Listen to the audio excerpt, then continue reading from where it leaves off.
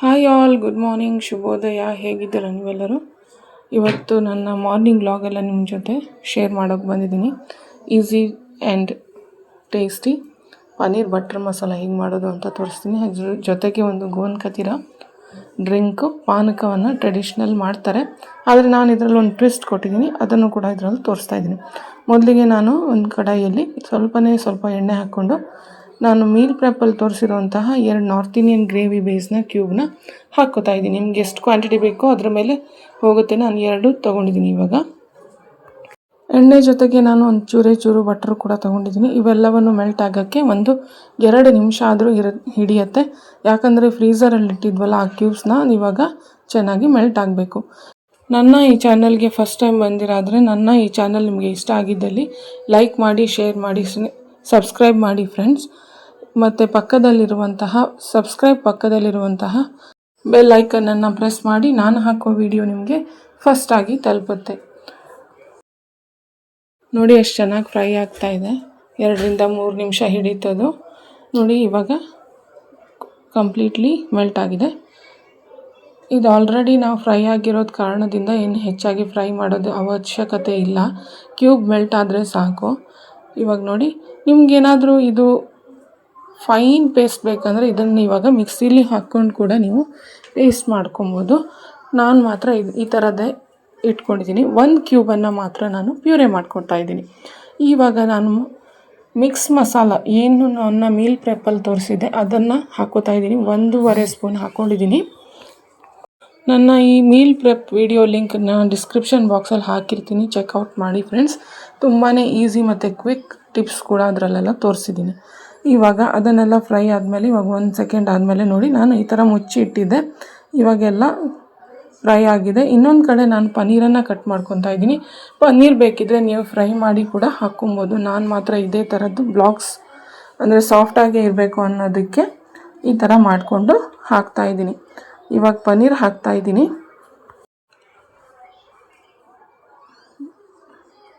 Fully 200 grams paneer ಹಾಕ್ಕೊಂಡಿದ್ದೀನಿ. ಇದಕ್ಕೆ ನಾನು ಒಟ್ಟು ಟೋಟಲಿ ನಾನು 3 ಕ್ಯೂಬ್ ಹಾಕಿದೆ.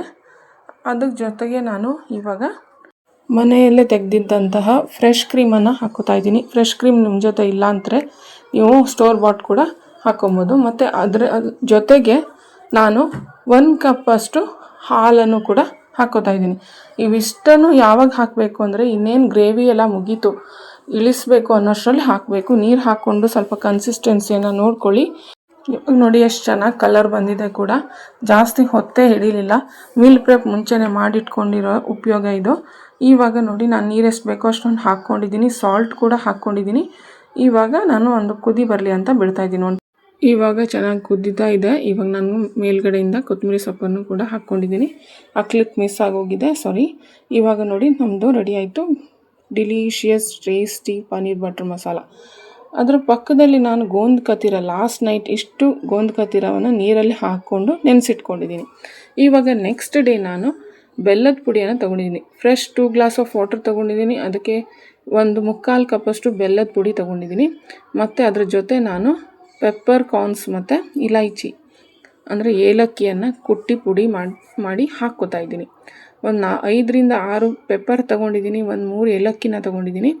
ಇವೆಲ್ಲವನ್ನು ಇದಕ್ಕೆ ಹಾಕ್ತಾಯಿದ್ದೀನಿ. ಶುಂಠಿ ಕೂಡ ತುರಿದ್ಬಿಟ್ಟು ಇದಕ್ಕೆ ಹಾಕ್ತಾಯಿದ್ದೀನಿ. ನೋಡಿ, ಈ ಥರ ಕುಟ್ಬಿಟ್ಟು ಹಾಕ್ತಾಯಿದ್ದೀನಿ.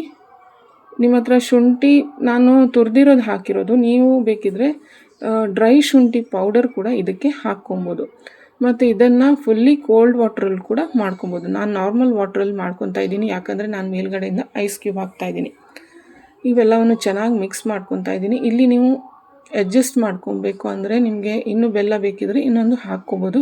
ನಾನು 2 ಸ್ಪೂನಷ್ಟು ನಿಂಬೆ ರಸವನ್ನು ಕೂಡ ಹಾಕ್ಕೊಂಡಿದ್ದೀನಿ. ಈಗ ನೋಡಿ, ನೆಕ್ಸ್ಟ್ ಡೇ ಈ ಥರ ಆಗಿರುತ್ತೆ ನಿಮ್ಮದು ಗೋಂದ್ ಕತೀರ. ಐಸ್ ಅಲ್ಲ ಇದು, ಗೋಂದ್ ಕತೀರ ಎಡಿಬಲ್ ಗಮ್ ಇದು. ಆದರೆ ಅಂಟಿನುಂಡೆ ಹಾಕಿರುವ ಗಮ್ ಅಲ್ಲ.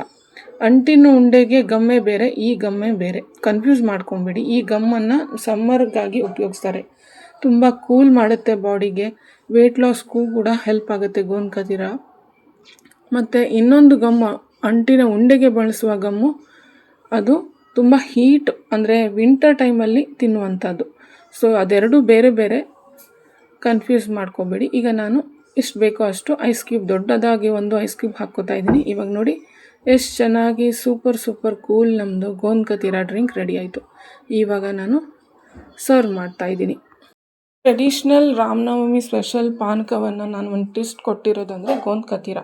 ಖಂಡಿತ ಟ್ರೈ ಮಾಡಿ ನೋಡಿ, ತುಂಬ ಚೆನ್ನಾಗಿರುತ್ತೆ. ಮೇಲ್ಗಡೆಯಿಂದ 2 ಪುದೀನ ಎಲೆ ಜೊತೆ ಹಾಕಿ ಸರ್ವ್ ಮಾಡ್ತಾಯಿದ್ದೀನಿ.